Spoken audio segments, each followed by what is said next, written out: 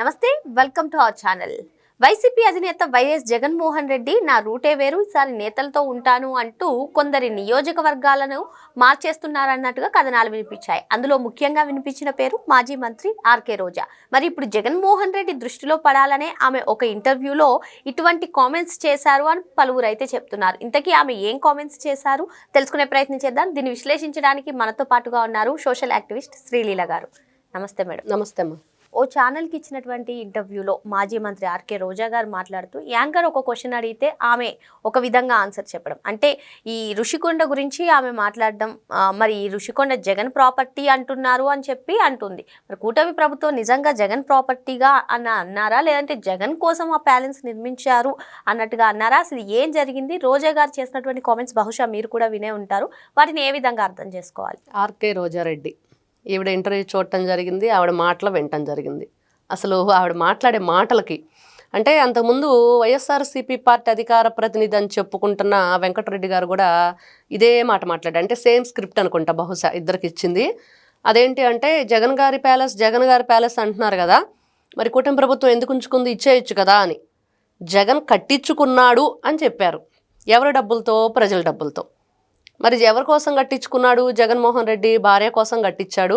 ఆవిడ ఏదో అడిగింది, వాళ్ళ మీద చాలా వీళ్ళు అంటే బ్లాక్మెయిల్ చేయటం కానివ్వండి, బెదిరించడం కానివ్వండి, అవన్నీ చేసి హరిత రిసార్ట్స్కి సంబంధించి వీళ్ళు స్వాధీనం చేసుకున్నారు. అక్కడ ఆ పచ్చని వాతావరణాన్ని, స్వచ్ఛమైన గాలి, చక్కగా ఆహ్లాదకరమైన వాతావరణాన్ని అంతా కూడా సర్వనాశనం చేశారు. ఇవన్నీ కూడా గతంలో మనం ఎన్నోసార్లు చెప్పుకున్నాం, ఎన్నో సందర్భాల్లో దాని గురించి చాలా బాధపడటం కూడా జరిగింది. మరి ఈ రోజున ఆ ప్రాపర్టీ వల్ల ఉపయోగం ఏంటి? ఒకటైతే అసలు జగన్మోహన్ రెడ్డి గారు ముఖ్యమంత్రిగా ఉన్న టైంలో మరి ఎక్కడా ఎటువంటి అభివృద్ధి చేయకుండా రంగులు వేసుకోవడానికి తీసుకోవడానికి, ఆయన బొమ్మలు వేసుకోవడానికి తీసుకోవడానికి, లేదా ఎక్కడెక్కడ ఏ భూములు కొట్టేయటానికి, ఎక్కడెక్కడ ఆస్తులు స్వాధీనాలు చేసుకోవడానికి వీళ్ళకి టైం దొరికింది. కానీ ప్రజలకు ఉపయోగపడేది ఏదైనా వాళ్ళు నిర్మించారా? ప్రజల కోసం ఏదైనా చేశారంటే చేసింది ఏదీ లేదు. మరి ఋషికొండ ప్యాలెస్ ఎలా కట్టగలిగాడు? అన్ని వందల కోట్లు ఎక్కడి నుంచి వచ్చాయి? మరి వచ్చి రాగానే ప్రజావేదిక కూల్చవలసిన అవసరం ఏంటి? అన్నా క్యాంటీన్ని నాశనం చేయాల్సిన అవసరం ఏంటి?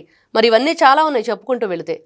మరి వీళ్ళ ఆలోచన విధానం, ఋషికొండకు సంబంధించి ప్రతి ఒక్కటి లీగల్గానే కట్టాము. ఏ గోడ కట్టాలన్నా, అందులో ఏ కుర్చీ కొనాలన్నా, ఏ ఫర్నిచర్ కొనాలన్నా సరే మేము లీగల్గానే వెళ్ళాము, అన్ని డాక్యుమెంట్స్ ఉన్నాయని రోజా గారు చెప్తున్నారు.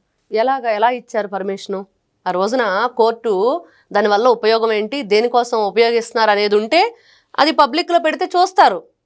ఆవిడ ఏదో రెండు మాటలు చెప్పేసి మేము అన్నీ కూడా లీగాలిటీ ప్రకారం వెళ్ళాము, దానికి లీగల్గా పర్మిషన్ ఉంది అంటుంది.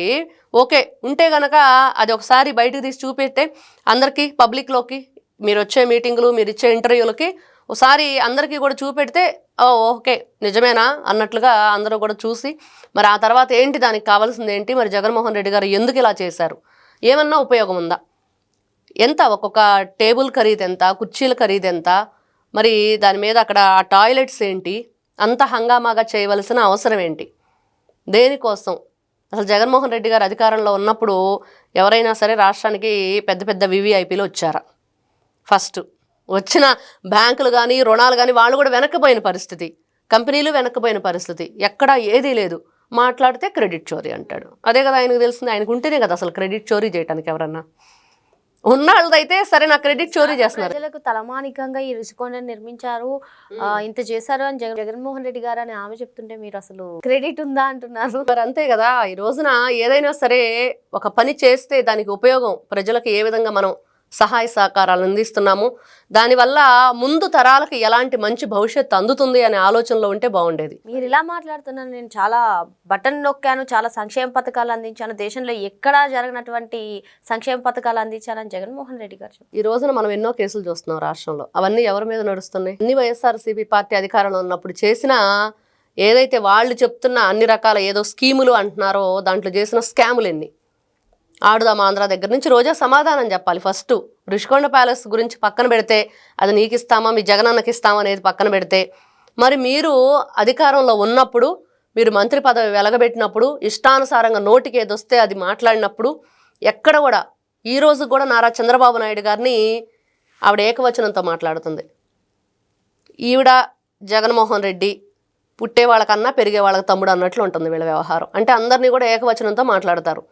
మరి ఇట్లాంటి వ్యక్తులు, వీళ్ళ ఆలోచన విధానం, వీళ్ళు మాట్లాడే శైలి, వీళ్ళు చెప్పుకునే ఇవన్నీ కూడా ఈ అంతా కూడా అన్నీ కూడా అబద్ధాలు. ఈవిడ మళ్ళీ చెప్తుంది ఈ రోజున కూటమి ప్రభుత్వం జగన్మోహన్ రెడ్డి మీద బురద చల్లటం అంట. మీరు ఉండేదే బురదలో, మీ మీద ఇంకెవరు చల్లుతారు? మీరు ఇంకొకరి మీద చల్లకుండా ఉంటే చాలు. దీనివల్ల ఉప్పుగల్లంత ఉపకారం లేదు రాష్ట్రానికి, సర్వనాశనం చేసేసారు రాష్ట్రాన్ని. మళ్ళీ మళ్ళీ మాట్లాడితే ఈ రోజున 11 సీట్లు కూడా మా కర్మ కొద్దీ వచ్చినాయి రా బాబా నా 11 నియోజకవర్గ ప్రజలు చెప్పుకునే పరిస్థితి. మరి ఇలాంటి పరిస్థితిలో ఈ రోజున రోజా గారు మాట్లాడే మాటలకి, మరి ఆవిడ చేస్తున్న వ్యాఖ్యలకి, కూటమి ప్రభుత్వం గురించి, రాష్ట్రం గురించి, అసలు ప్రజావేది కూల్చిన దానికి వీళ్ళకి ఆన్సర్ ఉందా? అన్నా క్యాంటీన్లు ధ్వంసం చేసిన దానికి ఆన్సర్ ఉందా? నారా చంద్రబాబు నాయుడు గారిని అక్రమంగా అరెస్ట్ చేసి వీళ్ళు దానికి సంబంధించి ఏదైనా సరే ఒక్కటంటే ఒక్కటే ప్రూవ్ చేయగలిగారా? అధికారంలోకి వచ్చారు, కేసులు కొట్టేసుకుంటున్నారని మాట్లాడుతున్నారు. కానీ మరి జగన్మోహన్ రెడ్డి గారు అధికారంలో ఉన్నప్పుడు మరి అవన్నీ ప్రూవ్ చేయొచ్చుగా. మీరు ఎందుకు సైలెంట్గా ఊరుకున్నారు? ఎందుకంటే లేవు కాబట్టి. మీకు క్రెడిట్ లేదు. అది ఎవరు కూడా మీకుండే మా ఓటర్లు వేరే అన్నట్లుగా వీళ్ళు ఉండే క్రెడిట్ కూడా వేరే. అది ఎలా ఉండిద్దో అందరికీ తెలుసు. ఎన్ని కేసులు ఉన్నాయి, ఎన్ని నేరాలు ఘోరాలు చేశారు, బాబాయిని ఎలా వేసేశారు, ఇలాంటివి చెప్పుకుంటూ పోతే బోలెడంత క్రెడిట్ ఉంది వీళ్ళది. అవి మా ఓటర్లు వేరే అన్నట్లుగా వీళ్ళ క్రెడిట్ వేరే ఉండిద్ది. అది ఎవరు కూడా చోరీ చేయడానికి కూడా ఉపయోగపడేది కాదు. కాబట్టి ఈ రోజున ఏదైతే రోజా గారు ఈ ఋషికొండ ప్యాలెస్ గురించి మాట్లాడుతున్నారో దాని గురించి మాట్లాడేటప్పుడు ఈ రోజున జగన్మోహన్ రెడ్డికి ఇచ్చేయండి అంటుంది. ఎవడబ్బా సొమ్ము అని చెప్పి మీరు కట్టారు?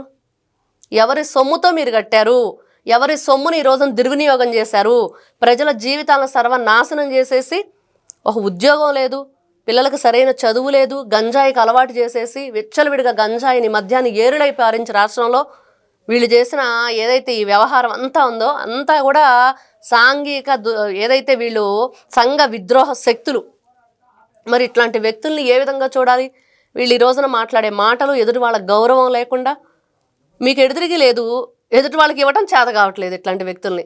కాబట్టి ఈ రోజున జగన్మోహన్ రెడ్డి గారు తన కోసమే కట్టుకున్నారనేది వాస్తవం, ప్రజల సొమ్ము దుర్వినియోగం చేశారనేది వాస్తవం. ఆయన వల్ల రాష్ట్రానికి ఎటువంటి ఉపయోగం జరగలేదు 5 సంవత్సరాలు. కరోనా టైంలో అంట ఏం చేశాడమ్మా ఆయన? కరోనా టైంలో ఏమీ చేయలే. బ్లీచింగ్ పౌడర్ చదువుకోండి, పారాసెటమాల్ వేసుకోండి అని చెప్పాడు. ఏమన్నా చేశాడా? మరి ఈవిడ గారు చెప్పాలి. 2 సంవత్సరాల కరోనా టైంలో కూడా మరి అక్కడ అద్భుతంగా రాష్ట్రాన్ని పరిపాలించాడని ఈవిడ చెప్తున్నారు. మరి కాబట్టి వీళ్ళు ఏదైనా సరే మాట్లాడేటప్పుడు ఒక్కసారి జగన్మోహన్ రెడ్డి గారు మరి ఈ రోజున ఈవిడ కూడా మీరంటున్నట్లుగా ఇందాక క్వశ్చన్ అడిగినట్లున్నారు. ఆయన దగ్గర ఏదో క్రెడిట్ కొట్టేయటానికి చేస్తుంది, ఆయన దగ్గర ఏదో ఇంప్రెస్ చేయడానికి చేస్తుందని ఖచ్చితంగా వీళ్ళందరూ కూడా రాబోయే రోజుల్లో ఏదో జరిగిద్ది, మేమందరం మళ్ళీ అధికారంలోకి వస్తామని చెప్పి పగటి కళలకు అంటున్నారు. అవి పగటి కళలుగానే ఉంటాయి కానీ ఎప్పటికీ కూడా వీళ్ళ కళల్లో నెరవేరవనేది వాస్తవం. మరో అంశంతో మళ్ళీ కలుద్దాం. Thank you madam. నమస్తే.